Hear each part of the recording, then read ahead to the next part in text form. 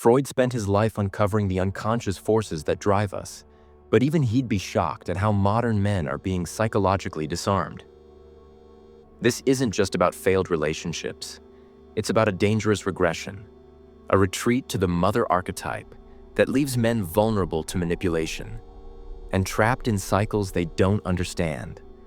What if everything you think you want is just a subconscious trap? Think of the girlfriend who floods you with affection for weeks. "You're my soulmate." Then suddenly ghosts you, leaving you desperate to win her back. Or the partner who weaponizes guilt. "If you loved me, you'd cancel your plans." Even social media's endless perfect couples feed this cycle, making men chase validation they'll never get. Freud called this a repetition compulsion, a subconscious loop where we replay childhood wounds. If your mother's love felt conditional, you'll tolerate partners who make you earn their affection.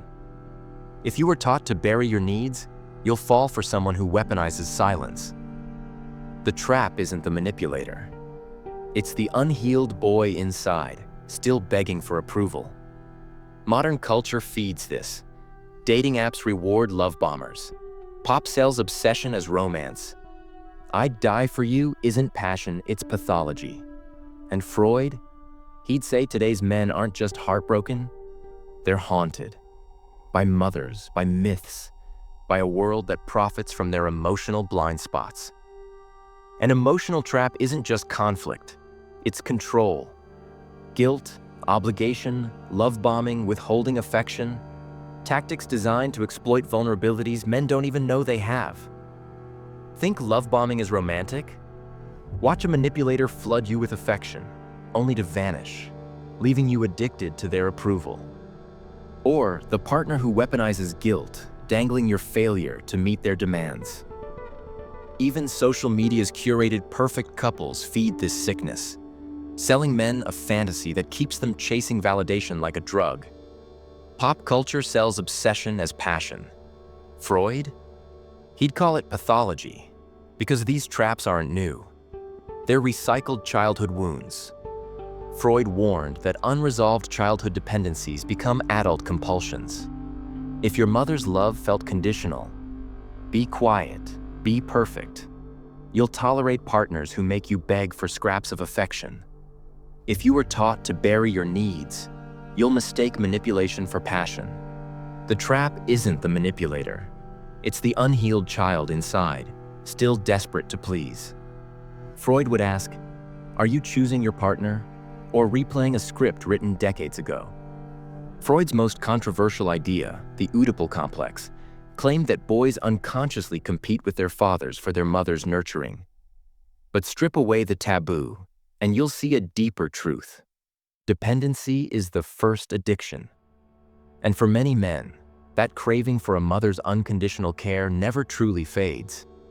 It just goes underground. This isn't about literal incest, it's about power. Freud argued that boys learn to bury their childish dependence to become men. But that need doesn't vanish, it mutates. As adults, men chase partners who mimic that primal dynamic. The girlfriend who mothers them, the wife who controls for their own good, the lover who alternates between warmth and withdrawal. They're not seeking equals, they're seeking reassurance. And manipulators know this. They'll infantilize men with overbearing care. "Let me handle everything, you just relax," only to weaponize that dependency later. Or they'll withhold affection, triggering a desperate scramble to regain their approval, the same panic a child feels when a mother turns cold. Freud called this emotional regression, reverting to childish behaviors when faced with unresolved trauma. Modern relationships are full of these traps. The partner who insists on managing your finances because you're bad with money. The one who praises you like a toddler on Good Boy when you obey their demands. Even pop culture romanticizes this.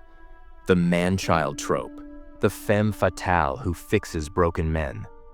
Freud would have called it a sick bargain, trading autonomy for the illusion of safety, all to soothe a wound that's decades old. But here's the tragedy. The more a man craves that maternal nurturing, the more he invites control. Because manipulators don't want partners, they want prisoners. And Freud's darkest warning was this: until men confront their unconscious hunger for the mother, they'll keep reliving the same script, playing the son, never the sovereign. Society doesn't just shape men, it breaks them. From childhood, boys are force-fed a paradox. Be strong, but never angry. Be sensitive, but never defiant. Sacrifice yourself, but never demand respect.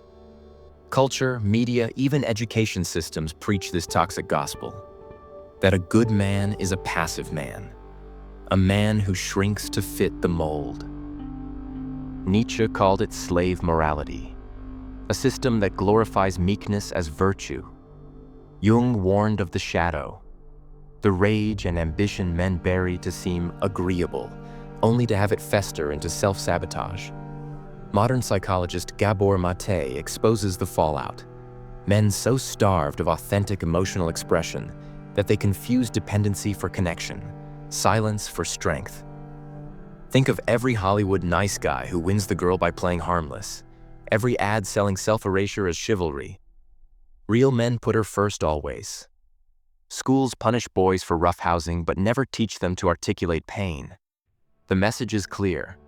Your worth lies in your utility. Your anger is dangerous. Your needs are negotiable. And so men learn to perform kindness as martyrdom.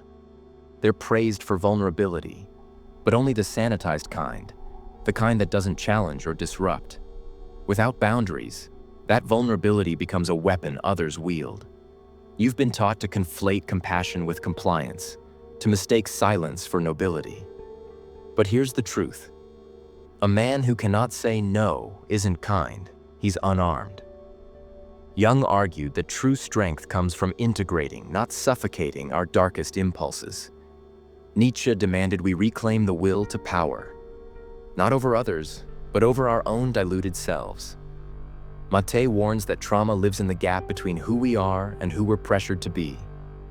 Until men confront this conditioning, they'll remain trapped in a cycle of performative weakness, masquerading as virtue.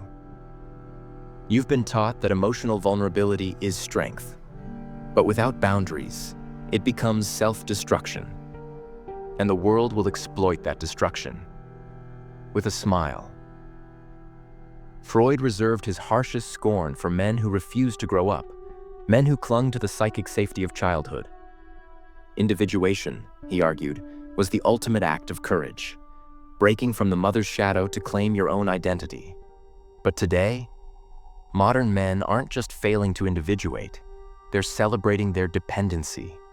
And Freud would have recoiled at what that weakness births. The man who cannot lead himself will never lead others. Freud called this ego collapse, the erosion of inner authority.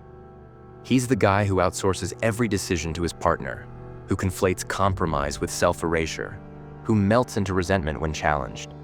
He's not a husband or a father. He's a tenant in his own life, forever waiting for permission to exist. This isn't just a personal failure. It's a societal time bomb.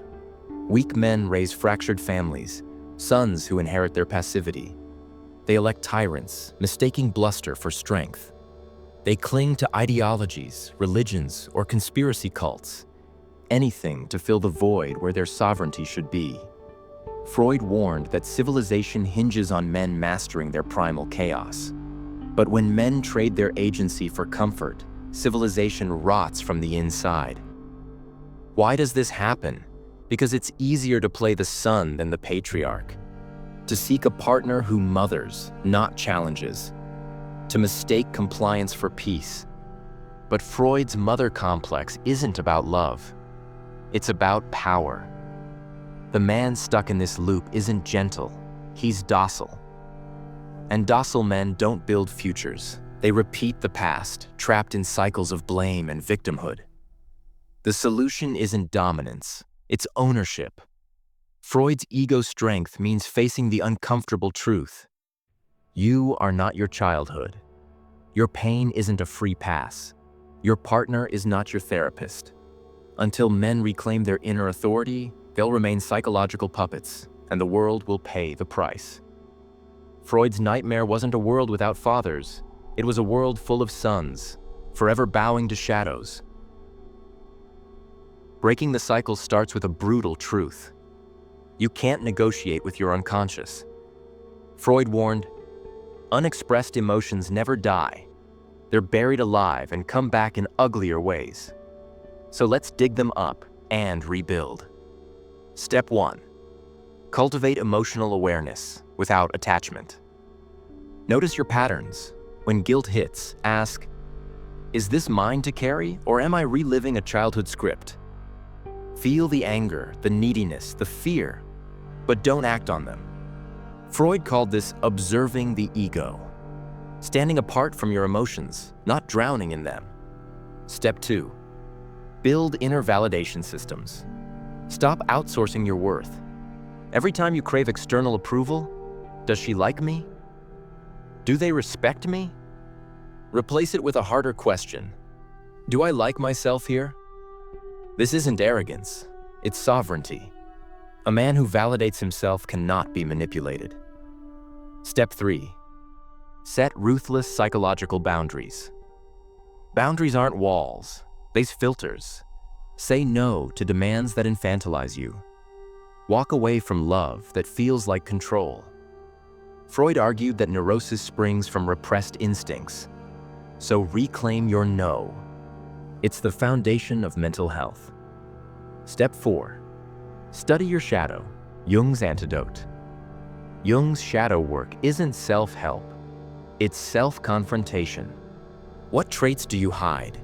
Neediness? Aggression? Integrate them, or they'll hijack you. The man who owns his darkness can't be gaslit by it. As Jung said, until you make the unconscious conscious, it will direct your life, and you will call it fate. This isn't about fixing yourself. It's about outgrowing the boy who traded his power for scraps of love. Start small. Sit with discomfort for 60 seconds before reacting. Write down one boundary you've avoided setting. Freud's ghost might sneer, but the man you'll become, he'll finally be free. For centuries, society told men to be warriors, then victims, then martyrs. But Freud's greatest insight was this: you are neither. You are architects. Architects of your psyche, your choices, your fate. And the blueprint begins where all traps unravel: awareness. You are not here to be someone's emotional crutch, their caretaker, or their silent sacrifice. You are here to master the chaos Freud mapped, to build boundaries from your scars, not shackles, to turn guilt into discernment, neediness into purpose, and childhood shadows into fuel. Look back at every trap you've fallen into. They weren't accidents. They were invitations to outgrow the boy who confused love with surrender, strength with silence, to stop seeking mothers and partners and start demanding equals, to trade the comfort of old wounds for the discomfort of growth. Freud would be ashamed of the men who choose to stay asleep, but for those willing to wake up, he'd begrudgingly nod. Because the man who masters his inner world doesn't escape traps, he dissolves them. He becomes the father his inner child needed, the leader his psyche deserves. The opening question was, why do so many intelligent men fall for emotional traps? But now the real question is, now that you see the trap, what will you build in its place?